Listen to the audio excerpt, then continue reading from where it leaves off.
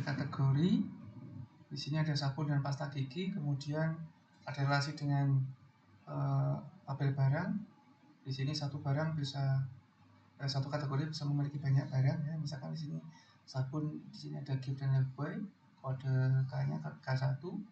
Kemudian Pepsodent dan Close Up ini adalah masuk ke pasta gigi yang diwakili oleh K2 ya. Kemudian di sini juga ada tabel satuan, ada S1, S2 dan S3, PCS buah itu ya, pieces itu, kemudian pak, kemudian box.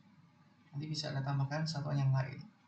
Untuk apa ini? Jadi kita butuh tabel persediaan. Ini untuk satuan bertingkat, di mana satu barang itu bisa memiliki beberapa satuan dan mempunyai stok yang berbeda, dan tentunya harga yang berbeda, harga jual yang berbeda. Jadi bisa kita jualannya box, kita jualannya pak atau yang lain dengan barang yang sama. Jadi pembungkusnya itu beda-beda. Jadi di sini ada kode persediaan, ini primary key-nya, kemudian kode barang, kode satuannya diambil dari masing-masing barang dan satuan, foreign key ya. Kemudian ada stoknya, berapa stoknya ini tergantung dari kode satuan yang dipakai. Kemudian harga jual per satuannya, ini harga jual per satuannya. Jadi ini kalau dibaca ada apa, gift ini ya, B1 itu gift, kemudian PCS, gift dengan satuan PCS, dia punya 100 PCS yang per PCS-nya, gift per PCS-nya itu harganya adalah 2000. Jadi ini 2000 ini bukan harga 100 PCS, tapi harga per satuan, per PCS 2000 itu ya. Nanti kalau Anda bingung, ini bisa Anda balik, Anda ubah urutannya, harga jualnya di sini, stoknya di sini ya, biar nggak bingung. Kemudian gift juga punya satuan pak ya, pak. Dia punya 50 pak, per paknya 10.000. Mungkin satu pak isinya 5 atau 6. Ini hanya contoh ya. Kemudian gift juga punya satuan box. Box ini per boxnya harganya 40.000. Dia punya 10 box. Di gudang itu ada 10 box. Jadi untuk gift saja, di contoh yang saya kasih ini, gift saja itu ada 100 PCS, 50 pak, dan 10 box dengan harga yang berbeda. Jadi orang kalau mau dijual kembali, biasanya kan beli yang pak-pakan ya, beli yang agak banyak ya, bukan beli yang PCS-an ya, dengan harga yang biasanya lebih murah ya, daripada yang sama-sama stoknya PCS-nya sama tapi satuannya beda. Biasanya lebih murah yang ada pak atau boxnya ya satuannya. Nah, ini contohnya ya. Kemudian B2 juga sama, dia punya 3 satuan dengan stok yang berbeda, dengan harga yang berbeda. B2 Lifebuoy ya. B3 sama B4 belum saya masukkan. Kemudian ada transaksi penjualan di sini. Transaksi penjualan itu yang mencatat transaksi di sini tanggalnya, tanggal berapa transaksi itu dilakukan, notanya berapa ya, nota 01, tanggalnya tanggal 5 Juni 2024. Kemudian di sini ada detail transaksinya, di sini kode stoknya, di sini bukan kode barang tapi ngambil dari kode stok, kode persediaan. Kode persediaan itu diambil dari tabel persediaan, dari kode persediaan foreign key ya, foreign key dari kode persediaan. Ini primary key di sini dia sebagai foreign key. Jadi foreign key yang di sini tuh namanya saya ubah ya, kode stok. Ya, Anda bisa pakai nama yang sama jika Anda masih bingung ya. Nah, ini bisa saya buat nama yang berbeda karena boleh berbeda, yang harus sama itu tipe datanya. Kemudian ini jumlah jualnya, nominal yang jumlah kuantitinya ya, kuantiti penjualannya berapa.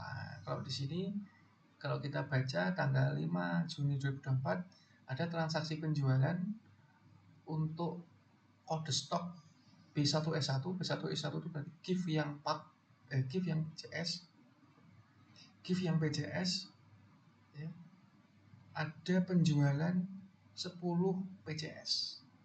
Jadi data saya ini ada penjualan barang 10 PCS barangnya give, sabun give. Nah ini maksudnya gitu. Sekarang bagaimana alur triggernya? Alur triggernya ini saya buat dua contoh ya. Data 1 dan data 2. Ini data 1 yang ini D1 ini. Yang ini kode D1. Data 2 tadi nanti D2 di bawahnya setelah ini.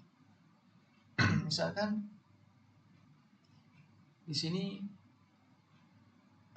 sebelum insert di tabel transaksi saya ingin melakukan cek stok di tabel persediaan.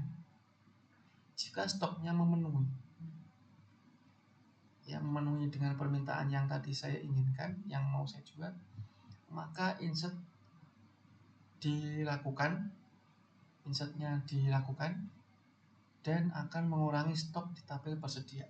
Nah itu ya, itu alurnya. Ya, di sini tabel persediaannya sebelum stok itu berkurang, B1S1 ini masih 100 ya. Nah, kemudian ada transaksi masuk di sini. Ingat tadi harusnya kita before ya, kita pilih triggernya yang before insert ke sini. Kita cek dulu di sini ya, apakah stoknya aman, stok yang kita jual apakah memenuhi dari stok yang kita punya di gudang ya. Kalau Anda perhatikan di sini kan pasti memenuhi ya, dijual 10 stoknya 100 ya, berarti kan aman ya. Kalau aman berarti kita simpan datanya di sini, kemudian stoknya berkurang. Yang tadinya 100 karena sudah aman berarti 100 dikurangi 10 jadinya 90. Nah, untuk data yang kedua yang di bawahnya ini, yang di bawahnya ini ada pembelian barang lagi misalkan. Jadi trigger itu dijalankan setiap baris ya, setiap baris di tabel di data saksi ini. Jadi nanti kalau beli lagi ini ya, berkurang lagi yang mana. Di sini B1S2 itu stoknya awalnya 50. Nah, stoknya itu awalnya itu stok awalnya itu 50. Saya jual 5. Berarti kan aman. Ya, 5 dijual 5, stoknya 50 berarti kan aman.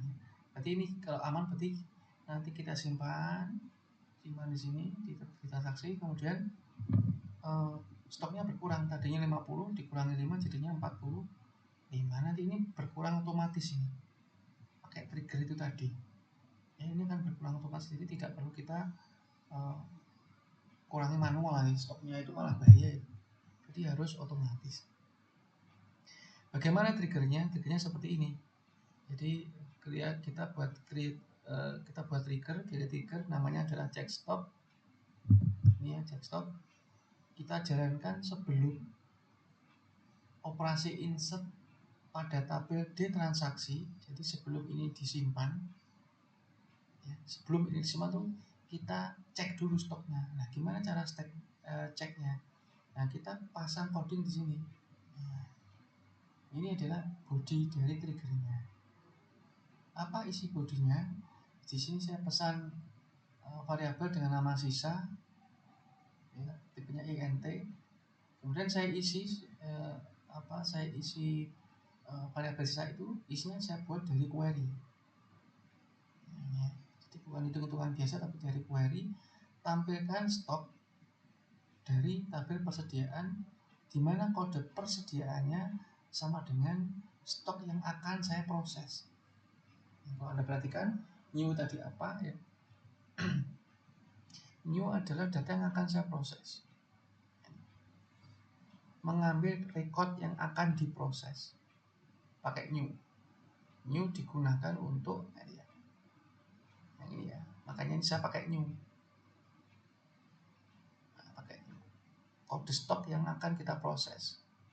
Nah, di sini kalau saya sesuaikan dengan kasus yang ada di sini, tampilkan stok persediaan where kode persediaannya adalah B1S1 untuk kasus data yang pertama tadi, untuk yang ini B1S1, sehingga sisa itu isinya 100. Ini ya, isinya 100. Nah, ini stok awal ya, B1S1 isinya 100. Jadi untuk munculin 100 ini, untuk munculin nilai stok per kode persediaannya. Nah, jika sudah masuk ke sisa, kita bandingkan apakah sisa yang saya dapat barusan itu lebih besar sama dengan jumlah yang mau saya eksekusi, jumlah yang mau saya proses ya, new tadi ya, jumlah yang di sini tadi. Ini new jumlah ya, data jumlah yang akan diproses 10 kan ya. Berarti dibandingin apakah 100 lebih besar sama dengan 10, kan bener ya, true ya. Berarti kalau true nih yang dilakukan adalah yang di bawahnya ini, yang update ini. Kalau memenuhi ya, ini kalau memenuhi update tabel persediaan di mana stok yang baru ya, didapat dari stok yang lama dikurangi JML yang baru. JML yang baru itu yang 10 tadi. Jadi update persediaan set stok sama dengan 100 ya, stoknya kan tadi 100 ini. 100 dikurangi 10. Di mana ini ada where-nya, karena kalau enggak dikasih where nanti ini berkurang 10 semua nanti. Berkurang 10 semua nanti. Kan yang dibelikan yang ini kan. Berarti kita arahkan ke sini. Ini untuk where-nya. Where kode persediaan sama dengan new kode stok, new stok yang sama kayak ini tadi. Jadi ini kan munculin 100 kan B1S1, berarti yang dikurangi hanya yang B1S1, bukan yang lain. Ya, ini berarti kan ini sangat penting juga ini. Jika else, jika tidak mencukupi, nah, ya, jika lebih dari 100 tadi, nah, maka tampilkan message atau notif ini. And if berarti tidak ada kode yang lain di dalam if, berarti if-nya selesai. Jika tidak memenuhi berarti stoknya tidak akan dikurangi, kemudian transaksinya juga tidak akan disimpan. Nah, jadi ini nggak akan disimpan kalau stoknya tidak memenuhi. Ya. Jadi akan menghindari nilai min di stok, karena nilai ini jangan sampai min ini. Kalau min berarti ada yang salah ya. Nah, gitu ya. Itu coding trigger untuk cek stok ya. Nanti silahkan dicoba dengan kasus yang lain mungkin, atau Anda bisa tanya ke Gemini, buatkan contoh trigger insert ya. Kemudian Anda buat tabelnya, Anda isi, kemudian coba Anda buat triggernya di tabel yang Anda sudah tentukan, mengarah ke tabel apa untuk efeknya, kemudian nanti dicoba. Itu yang saya bisa sampaikan di pertemuan ini. Semoga bisa dipahami. Saya akhiri sekian. Assalamualaikum warahmatullahi wabarakatuh.